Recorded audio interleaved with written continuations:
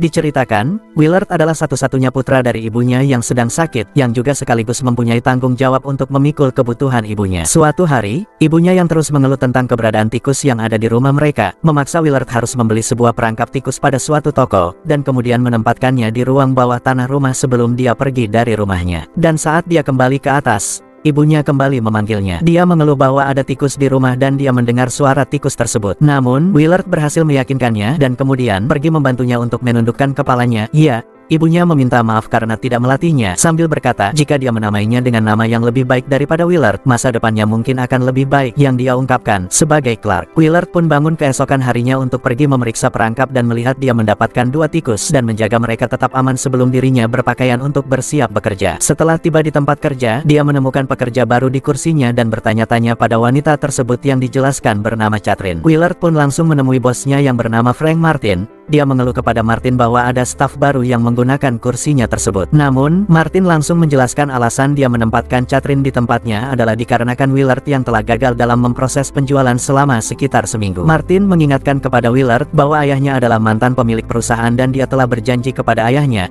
akan menjaga Willard dan juga ibunya, yang mana sebagian dari janji itu adalah klausul yang juga menyatakan bahwa Willard tidak akan dapat dipecat dari pekerjaannya. Tak ingin terus dibully, dia pun pergi meninggalkan Mr. Martin yang terus mengoceh itu untuk melanjutkan pekerjaannya. Setelah pulang kerja dengan rasa sakit hati, dia pergi ke supermarket tempat dia membeli lem tikus. Dia meninggalkan lem di ruang bawah tanah semalaman, hingga keesokan paginya, lem tersebut berhasil menangkap tikus lainnya yang berwarna putih. Dia menuangkan minyak sayur untuk melepaskan lem tersebut pada sebuah kamar mandi, dan kemudian menamai tikus itu dengan nama Socrates, sebelum pada akhirnya kembali dia lepaskan untuk kembali pada keluarganya. Namun, tikus itu rupanya malah ingin ikut bersamanya. Besoknya, dia kembali terlambat untuk bekerja, hingga kembali mendapat sebuah hukuman dari Mr. Martin, yang mengurungnya pada sebuah elevator. Tak hanya menghukum, Mr. Martin juga mengejeknya, dengan mengatakan dia bisa membeli Mercedes-Benz baru karena dia bekerja secara efisien dan dia bukan orang yang malas seperti Willard. Hingga pada akhirnya, Willard yang terkunci itu dilepaskan oleh Catherine yang merasa kasihan. Dia pun kembali ke rumahnya dengan keadaan marah sambil memegang koran yang terlihat sedang disobek-sobek oleh Socrates.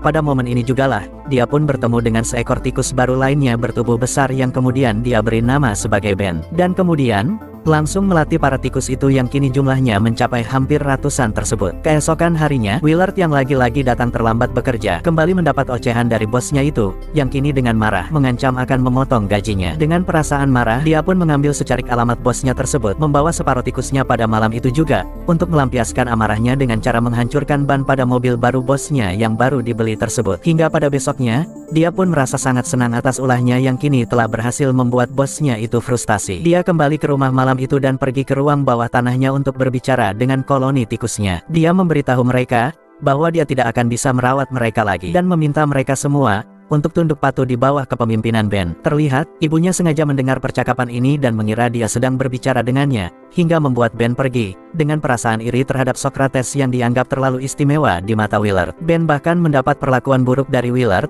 seperti mendapat lemparan, karena sosoknya yang memang tak disukai oleh Willard. Ibunya yang mendengar sempat kembali salah paham hingga menyebut dirinya kini telah membenci Willard, sebelum dia berhasil menenangkannya. Hingga pada besoknya, Willard yang tertidur, terbangun oleh kemunculan Ben, yang datang untuk memberitahukan tentang ibunya yang kini rupanya telah meninggal setelah terjatuh pada sebuah tangga sambil dikerumuni oleh ratusan tikus di dekatnya. Menyadari kondisi menyakitkan itu, dia pun marah pada Ben dan kemudian segera untuk menyerukan penguburan ibunya bersama dengan Socrates, hingga mempersiapkan semuanya. Catherine datang untuk memberikan bela sungkawanya, yang kemudian juga diikuti oleh seorang pelaksana perwalian dari ibunya yang bernama Joseph yang juga datang. Pria itu memberitahu Willard bahwa rumahnya itu rupanya telah dalam posisi tergadaikan semenjak ayahnya meninggal. Willard pun dipaksa untuk menjual rumah tersebut agar bisa meneruskan hidupnya dengan tenang, yang mana sebenarnya hal tersebut justru membuatnya semakin marah.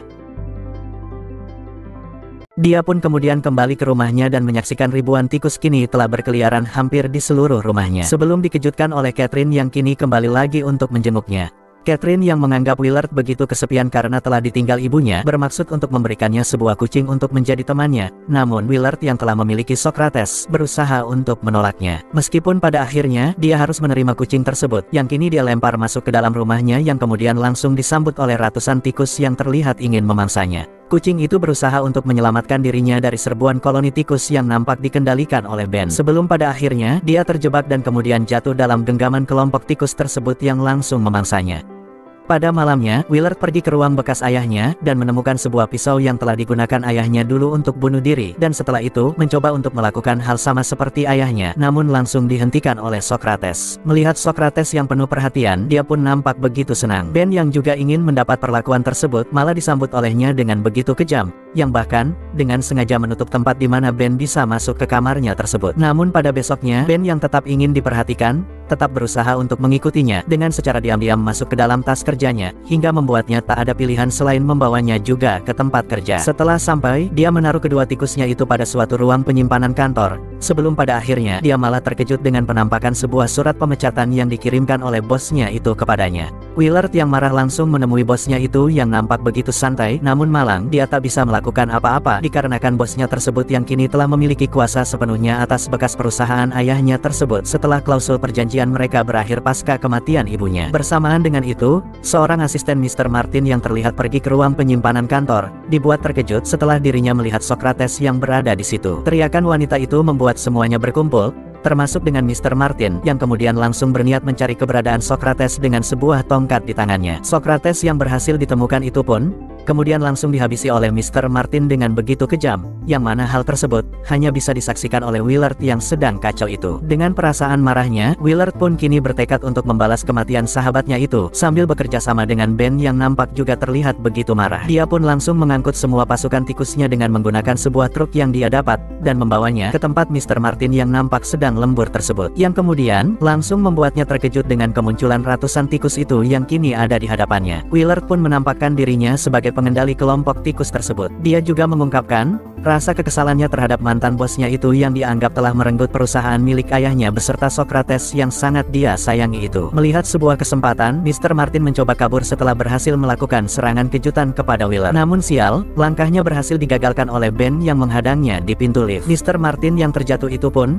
akhirnya kini diserang oleh ribuan tikus ganas tersebut, tepat di hadapan Willard yang kemudian langsung pergi meninggalkannya. Willard yang kembali ke rumahnya, kemudian memberikan makanan pada tikus yang tersisa di rumahnya dengan sebuah makanan beracun dan kemudian membakarnya, menutupi semua jalur tikus tersebut dengan tujuan tak ingin lagi memiliki hubungan dengan para tikus yang telah membantunya itu. Besok paginya dia mendapat ketukan yang nampaknya adalah seorang petugas yang ingin menemuinya, yang mana hal tersebut membuatnya tak berani keluar rumah sampai pada akhirnya Catherine datang menemuinya. Wanita tersebut memberitahu Willard tentang Mr. Martin yang telah meninggal secara aneh. Willard yang tak ingin ketahuan, kemudian mengajak Catherine untuk pergi makan, namun saat Willard pergi mengambil mantelnya, Catherine secara diam-diam masuk ke rumahnya Willard untuk buang air hingga membuat lubang kloset yang ditutup Willard terbuka, hingga menyebabkan beberapa tikus yang berada di luar kembali berhasil masuk. Menyadari Ben yang telah kembali, Willard mengajak Catherine untuk segera pergi, namun sial, ban mobilnya Catherine rupanya telah dihancurkan oleh Ben. Menyadari kedatangan kembali seorang petugas, Willard memutuskan untuk kembali ke rumahnya, mengurung dirinya pada rumah tersebut, sambil berusaha kabur dari kejaran kelompok tikus itu yang kini berpaling ingin menyerangnya. Willard pun kemudian bertemu dengan Ben, mencoba mengelabui tikus tersebut dengan mengatakan permintaan maaf karena telah meninggalkannya. Willard berusaha menghabisi Ben sambil berkata bahwa dia tak menyukainya,